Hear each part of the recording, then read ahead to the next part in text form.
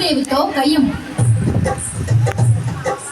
మారు పలకని స్వామిని చూసి పద్మావతి ముందుకు వచ్చి చిన్న పోయిన పతినే గాంచి చిరుకోపముతో ఇటులా పలికి, ఏమిటి అక్క ఇటు వచ్చితివి, మతి చెడి నీవే పలుకుచుంటివి, స్వామిని వదలి వెళ్ళావంటూ తెలిసే నేను వలచితిని, ఆడు దానవైనా నీవు సద్దు కొనక గడపే దాటి, ఇప్పుడు స్వామిని నిందించుటలో ఏమి సబబు కలదు నీకు, త్రేతాయుగమున వింత కోర్కెలు కోరి నీవే తెచ్చుకుంటివి, బంగారు లేడి ఇలలో కలదా లక్ష్మణ గీటు దాట తగున, ద్వాపర యుగమున తులసి దళముతో స్వామి తూగెను నీ కోసం, ముల్లోకాలు మెచ్చుకొనంగా ఆనాడెంతో మురిసిపోతివి, ప్రాణనాథుని వదిలి వెళ్ళి ఇప్పుడు వచ్చుట ఏమీ ధర్మము, కొత్తగా పెళ్లి అయిన వారము ముద్దు ముచ్చటలు మాకు లేవా.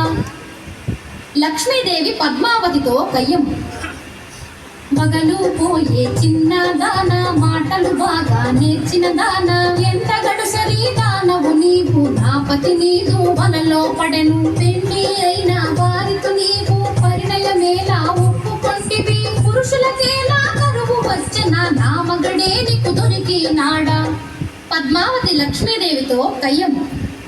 స్వామి మదిలో నీవే ఉంటే మరి ఒక దానితో పని ఎలా, స్వామి ప్రేమతో నన్నే వలచను మాటలు మీరకు నెరజాడా, స్థిరమన్నది నీకు లేనే లేదు, ఇల్లు ఇల్లు తిరిగే దానవు, ఒక చోటైనా కుదురుగా ఉండవు, ఎందుకు నీకు మగడు ఇల్లు, ప్రేమత భర్తను లాలించాలి, పతి కౌగిటిలో ఒదిగుండాలి, రెండూ నీ కడలేనే లేవు, వచ్చిన దారిని మరలి పొమ్ము.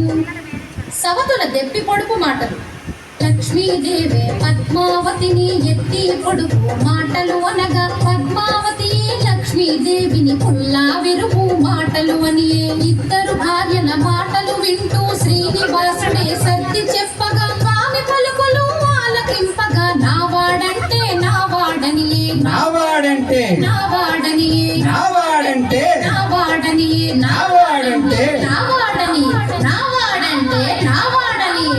చూసారండి, అందరూ చెప్పండి, ఏడుకొండలవాడ వెంకటరమణ గోవింద గోవింద, ఆపద మొక్కులవాడ అనాథ రక్షక, వడ్డీ కాసులవాడ లక్ష్మీ వెంకటరమణ.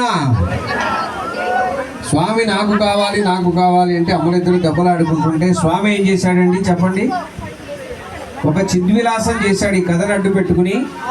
కలియుగం ఉన్నంత వరకు కూడా భక్తులను అనుగ్రహించడం కోసం 7 అడుగులు వెనక్కి వేస్తూ శిలగా మారుతున్నాడు స్వామి. చాలా బాగా చెక్కారండి, తిరుపతిలో చాలా బాగుందంటారు, కానీ చెక్కినటువంటి శిల కాదండి, సాక్షాత్తు ఏడుకొండలవాడే ఆ విధంగా శిలారూపాన్ని పొందాడు. అందుకే తిరుపతికి అంతటి వైభవం.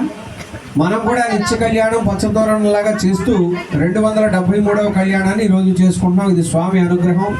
అందరూ శ్రద్ధగా చూడండి. ఇంద్రాణి మేడం ఎంత చక్కగా స్వామిలాగా ఏడుకొండల వాళ్ళలాగానే ఉన్నారు. ఒకసారి గట్టిగా చప్పట్లు కొట్టి అభినందనలు తెలియజేద్దాం. గట్టిగా చప్పట్లు కొట్టిన వారిని, కొట్టలేకపోయిన వారిని అందరినీ కూడా స్వామి చల్లగా కాపాడాలని కోరుకుంటూ